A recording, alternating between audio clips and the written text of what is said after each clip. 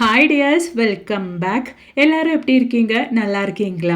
நல்ல பர்ஃபெக்டான ஆப்பம் செய்யறதுக்காக வேண்டிட்டு நீங்கள் இந்த மாதிரி சவோலா அப்படி இல்லைன்னா வெங்காயம் மாவில் போட்டு வச்சு பாருங்க.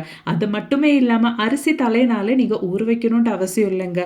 அரிசி அரைச்சி மெனக்கிடணுன்ட்டும் அவசியம் இல்லை. நல்ல பர்ஃபெக்டான எல்லாருக்குமே பிடிச்ச இந்த ஒரு ஆப்பம் நீங்கள் வீட்டில் நல்லா பர்ஃபெக்டாகவே செஞ்சு எடுத்துடலாம். அது எப்படின்னு நம்ம பார்த்துடலாங்க. அது மட்டுமே இல்லாமல் நிறைய டிப்ஸை நான் இந்த ஒரு வீடியோவில் ஆட் பண்ணியிருக்கேன். அது கூட நீங்கள் கொஞ்சம் செக் பண்ணி பாருங்கள். பிடிச்சிருந்தா மறக்காமல் உங்கள் ஃப்ரெண்ட்ஸ் அண்ட் ஃபேமிலி கூட ஷேர் பண்ணி சப்போர்ட் பண்ணுங்கள் ஃப்ரெண்ட்ஸ். அப்போ நமக்கு டைம் வேஸ்ட் பண்ணாமல் நேர வீடியோக்குள்ளே போயிடலாம். அப்போ இனி நமக்கு நம்மளோடது முதல் டிப் ஒன்று பார்த்துடலாங்க. அதுக்காக வேண்டிட்டு நான் இந்த மாதிரி ஒரு ஸ்பெக்ஸை தாங்க எடுத்திருக்கேன். நம்ம வீட்டில் நிறைய பேர் இந்த மாதிரி ஸ்பெக்ஸ் யூஸ் பண்ணுவாங்கல்ல.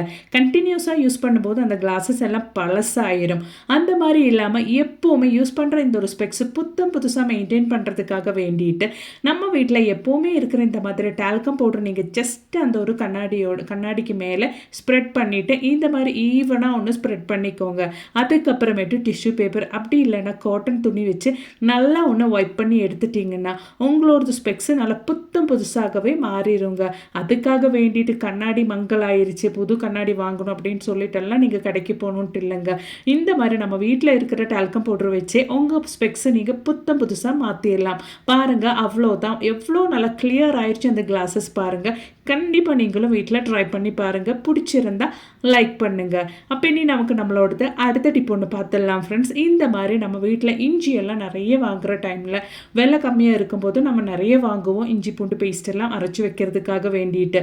அப்போ தான் இந்த மாதிரி நீங்கள் இஞ்சி கிரேட் பண்ணுறதுக்காக நைஃப் எல்லாம் தேடி போகாமல் ஒரு ஸ்பூன் யூஸ் பண்ணி ஈஸியாக இந்த மாதிரி பீல் ஆஃப் பண்ணிக்கோங்க. அந்த மாதிரி நம்ம இந்த மாதிரி ஸ்பூன் யூஸ் பண்ணி பீல் பண்ணும்போது பாருங்கள், தோல் மட்டும்தான் வரும், வேஸ்டேஜ் ஆகாது. நம்ம சாதாரணமாக பீலரு நைஃப் எல்லாம் போட்டு இஞ்சி தோல் சீவி எடுக்கிற டைமில் நிறைய வேஸ்டேஜ் ஆகும் இல்லையா? நமக்கு நிறைய பேருக்கு அது அனுபவம் தான். அந்த மாதிரி இல்லாமல் ஒரு ஸ்பூன் யூஸ் பண்ணி நீங்கள் ஈஸியாக இந்த மாதிரி க்ளீன் பண்ணி எடுத்துட்டிங்கன்னா வேஸ்டேஜ் ஆகாது. குழந்தைங்க கையில் கூட நம்ம கொடுத்துடலாங்க இந்த ஒரு வேலை செய்கிறதுக்கு. கண்டிப்பாக ட்ரை பண்ணி பாருங்கள். அப்போ இனி நமக்கு நம்மளோடது அடுத்த டிப் ஒன்று பார்த்துடலாம். நல்லா பர்ஃபெக்டாக ஆப்பம் செய்கிறதுக்காக வேண்டிட்டு, அதுவும் ஹோட்டல் ஸ்டைலில் நம்ம ஆப்பம் செய்கிறதுக்காக வேண்டிட்டு இந்த மாதிரி நீங்கள் அரைச்ச மாவில் வெங்காயத்தை போட்டு பாருங்கள். அது மட்டுமே இல்லைங்க, மாவு ரெடி பண்ணுறதுக்காக வேண்டிட்டு நீங்கள் தலைனால அரிசி ஊற வைக்கணும்ட்டு அவசியம் இல்லை. இந்த ஒரு மெத்தடு மட்டும் நீங்கள் ஃபாலோ பண்ணால் போதும். இது மாதிரி நல்ல பர்ஃபெக்டான ஆப்பமாவை நீங்களும் வீட்டில் நல்ல பர்ஃபெக்டாகவே செஞ்சு எடுத்துடலாம். அப்போ நம்ம இந்த ஒரு ஆப்பமாவை எப்படி செஞ்செடுத்தோம், அதுவும் அரிசி ஊற போடாமல் எப்படி செஞ்செடுத்தோம் அப்படின்றத பார்த்துடலாம். அப்போ தான் நம்மளோடது ஆப்பம் செய்யறதுக்காக வேண்டிட்டு நான் இங்கே அரிசி மாவு தாங்க எடுத்திருக்கேன். புட்டையெல்லாம் செய்யறதுக்காக வேண்டி பயன்படுத்துகிற அதே அரிசி மாவு தாங்க எடுத்திருக்கேன். இல்லைன்னா பச்சரிசி பொடிச்சது கூட நீங்கள் பயன்படுத்திக்கலாம். நான் இந்த ஒரு பவுலில் 2 பவுல் அளவுக்கு எடுத்திருக்கேன். அதோடவே நான் அதே பவுலில் 1 பவுல் அளவுக்கு சாப்பாடு கூட சேர்த்து கொடுத்துருக்கேன். நீங்கள் எந்த சாப்பாடு சாப்பிட்றவங்களா இருந்தாலும் அதே சாப்பாடு நீங்கள் இந்த ஒரு டைமில் சேர்த்து கொடுத்துடலாம். அதே பவுலில் ஒரு 3/4 பவுல் அளவுக்கு நான் தேங்காய் இது மாதிரி கட் பண்ணி சேர்த்துருக்கேன். நீங்கள் வேணும்னா துருவன தேங்காய் கூட சேர்த்து கொடுத்துடலாம். இந்த டைமில் 1 டீஸ்பூன் அளவுக்கு சுகர் சேர்த்து கொடுத்துருக்கேன். அது மாதிரி 1/4 டீஸ்பூன் அளவுக்கு உப்பு கூட சேர்த்து கொடுத்துருக்கேன். நல்லபடியாக நீங்கள் மிக்ஸ் பண்ணி எடுத்துக்கோங்க. நம்ம சேர்த்த இந்த இன்க்ரீடியன்ஸ் எல்லாம் நீங்கள் கண்டிப்பாக மிஸ் பண்ணாமல் சேர்த்துக்கோங்க. அப்போ தான் நமக்கு நல்ல பர்ஃபெக்டாக ஹோட்டல்லாம் செய்கிற மாதிரி ஆப்பம் வீட்லேயும் செய்யறதுக்கு முடியும். நீங்கள் உங்களுக்கு நிறைய வேணும்னா அந்த அளவுக்கு நீங்கள் அரிசி மாவு எடுத்து நம்ம சேர்த்த இன்க்ரீடியன்ஸ் எல்லாம் அதுக்கு தகுந்த மாதிரி நீங்கள் சேர்த்து எடுத்துக்கோங்க. அவ்வளோதான். நல்லா மிக்ஸ் பண்ணதுக்கு அப்புறமேட்டு கொஞ்சம் தண்ணி ஊற்றிட்டு நம்ம பேட்டர் ஒன்று ரெடி பண்ணிக்கலாம். நல்ல திக்கான பேட்டர் தான் நம்ம ரெடி பண்ணுறோம். ஏன்னா இதுக்கப்புறமேட்டு நம்ம இது மிக்சியில் போட்டு நல்லா கட்டை ஒன்றும் இல்லாமல் நம்ம அரைச்சி எடுக்க போகிறோம். அதுக்காக வேண்டிட்டு நம்ம இப்போவே கொஞ்சம் தண்ணி ஊற்றி மிக்ஸ் பண்ணி எடுத்தால் தான் உண்டு. அப்படி இல்லைன்னா நம்ம மிக்சியில் போடும்போது பொடியெல்லாம் ஒரு இடத்துல இதாயிருங்க. கரெக்டாக ஈவனாக நமக்கு பேட்டர் அரைஞ்சு கிடைக்காது. அப்போ தான் அதுக்காக வேண்டிட்டு தான் இந்த ஒரு கன்சிஸ்டன்சியில் தண்ணி ஊற்றிட்டு நான் பேட்டர் ரெடி பண்ணியிருக்கேன். இந்த ஒரு கன்சிஸ்டன்சியில் நீங்கள் ரெடி பண்ணால் போதும். இந்த ஒரு பேட்டர் நம்ம மிக்சி ஜாரில் ஊற்றிட்டு நல்லா அரைச்சி எடுத்துடலாங்க. இப்படி நம்ம அரிசி மாவு நல்லா தண்ணி ஊற்றி மிக்ஸ் பண்ணிவிட்டு அதுக்கப்புறம் நம்ம மிக்சி ஜாரில் ஊற்றி அரைச்சி எடுத்தால் மட்டும்தான் நல்ல ஃபைனான ஆப்பமாவு நமக்கு ரெடி ஆகும். தேவையான அளவுக்கு கொஞ்சம் கூட தண்ணி ஊற்றி பாருங்கள், நல்ல ஃபைனாகவே நான் ஆப்பமாவு அரைச்சி எடுத்துட்டேன். அதை நான் இந்த மாதிரி ஒரு பாத்திரத்துக்கு மாற்றி எடுக்கிறேங்க. அவ்வளோதான், நம்மளோடது டேஸ்டியான ஆப்பமாவு இங்கே ரெடி ஆயிடுச்சு. அவ்வளோதான் பாருங்கள். இந்த டைமில் மெயினான ஒரு டிப்புங்க, கையை வச்சு நீங்கள் உங்களோடது பேட்டர் நல்லா மிக்ஸ் பண்ணிக்கோங்க. நீங்கள் எவ்வளோ தூரத்துக்கு கையை வச்சு இந்த பேட்டர் மிக்ஸ் பண்ணுறீங்களோ அவ்வளோ தூரத்துக்கு பர்ஃபெக்டாகவே உங்கள் ஆப்பம் உங்களுக்கு செட் ஆகி கிடைக்கும்.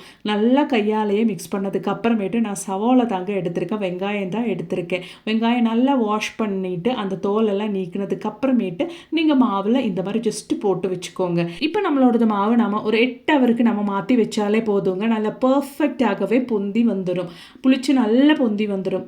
ஆப்பத்துக்கு எப்போவுமே மாவு புளிச்சு வரும்போது அந்த கரெக்டான பதத்தில் புளிச்சு வரலைன்னா ரொம்ப புளிச்சிச்சுன்னா ஆப்பம் வாயில் வைக்க முடியாதுங்க.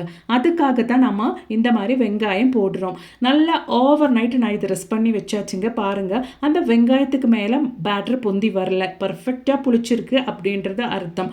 பாருங்கள், நல்லா புளிச்சு வந்துருச்சு, ஆனால் வெங்காயத்துக்கு மேலே மாவு வரலைங்க. கண்டிப்பாக நீங்களும் வீட்டில் இந்த மாதிரி ஒன்று ட்ரை பண்ணி பாருங்கள் ஃப்ரெண்ட்ஸ். நம்ம இந்த ஒரு மாவு புளிச்சு வர்றதுக்காக வேண்டிட்டு ஈஸ்ட்டு, ஈனோ, சோடா அது மட்டுமே இல்லாமல் பழைய புளிச்ச மாவு எதுவுமே சேர்க்கலைங்க. நல்லா ஹெல்த்தியாக நம்மளோடது பேட்டர் இங்கே நல்லா பர்ஃபெக்டாக புளிச்சு வந்தாச்சு. இந்த வெங்காயம் நீங்கள் தூக்கி போடணுன்ட்டு அவசியம் இல்லைங்க. வாஷ் பண்ணிவிட்டு நீங்கள் இது குக்கிங் பர்பஸுக்கு பயன்படுத்திக்கலாம். ஒன்றும் டேஸ்ட்டில் வித்தியாசம் வராது. அது மட்டுமே இல்லாமல் நம்ம மாவுலேயும் இந்த ஒரு வெங்காயத்தோட டேஸ்ட்டு கொஞ்சம் கூட வராதுங்க. கண்டிப்பாக நீங்கள் வீட்டில் ட்ரை பண்ணி பாருங்கள். அவ்வளோதான், நல்லா திக்காக நம்மளோடது ஆப்ப மாவு ரெடி ஆயிருச்சுங்க. பாருங்கள், வெங்காயம் நான் நல்லா கழுவி எடுத்துகிட்டு வந்துட்டேன். இந்த வெங்காயம் நான் இதுக்கு மேலே பர்பஸ் குக்கிங் பர்பஸுக்கெல்லாம் நான் பயன்படுத்திக்குவேங்க. நீங்களும் அந்த மாதிரி பயன்படுத்திக்கோங்க. தூக்கி போடணுன்ட்டு அவசியம் இல்லை.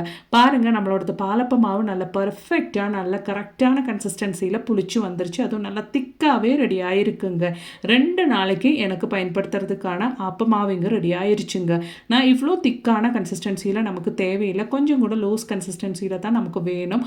அதனால கொஞ்சம் தண்ணி ஊற்றி மாவு நல்லா நான் இந்த மாதிரி மிக்ஸ் பண்ணி எடுத்துட்டேங்க. அவ்வளோதான், நம்மளோட ஆப்ப மாவு இங்கே ரெடி ஆயிருச்சுங்க. ஒரு 10 நிமிஷம் டைமுக்கு நம்ம இது மாதிரி இந்த ஒரு கன்சிஸ்டன்சியில் தான் ஆப்பமாவு வேணும். ஒரு 10 நிமிஷம் டைமுக்கு நம்ம இதை நல்லா க்ளோஸ் பண்ணி வச்சிடலாங்க. அதுக்கப்புறமேட்டு நம்ம ஆப்பம் ஊற்றி எடுத்துடலாங்க. அதுக்காக வேண்டிட்டு பாருங்கள், 10 நிமிஷம் முடிஞ்சதுக்கு அப்புறமேட்டு நான் ஆப்பமாவு ஊற்றுறதுக்காக வேண்டிட்டு ஆப்பச்சட்டி அடுப்பில் வச்சுட்டேங்க. அது நல்லா சூடானதுக்கு அப்புறமேட்டு கொஞ்சம் கொஞ்சமாக நம்மளோடது மாவு ஊற்றிடலாம். நான் ஒரு சொட்டு கூட ஆயில் ஊற்றாமல் தான் நம்மளோடது ஆப்பம் சுட்டெடுக்க போகிறேங்க. ஒட்டாமல் நல்லா சூப்பராக அதோட சைடெல்லாம் நல்லா முறுன்னு நல்ல டேஸ்டியான ஆப்பம் நம்ம சுட்டு எடுத்துடலாங்க.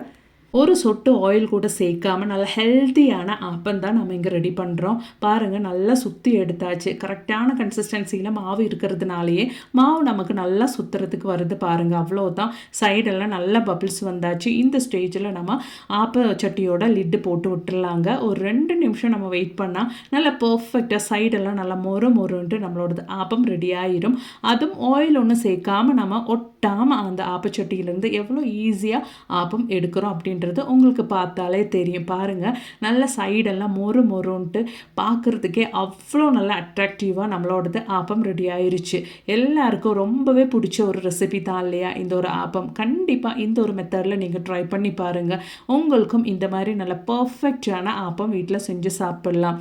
இந்த ஒரு வீடியோ உங்களுக்கு பிடிச்சிருந்தா மறக்காமல் உங்கள் ஃப்ரெண்ட்ஸ் அண்ட் ஃபேமிலி கூட ஷேர் பண்ணி சப்போர்ட் பண்ணுங்கள் ஃப்ரெண்ட்ஸ். அது மட்டுமே இல்லை, நிறைய வீடியோஸை நான் என் சேனலில் ஆட் பண்ணியிருக்கேன். அதை கூட நீங்கள் கொஞ்சம் செக் பண்ணி பாருங்கள். பிடிச்சிருந்தா மறக்காம லைக் பண்ணுங்க ஃப்ரெண்ட்ஸ். ஃபார் வாட்சிங்.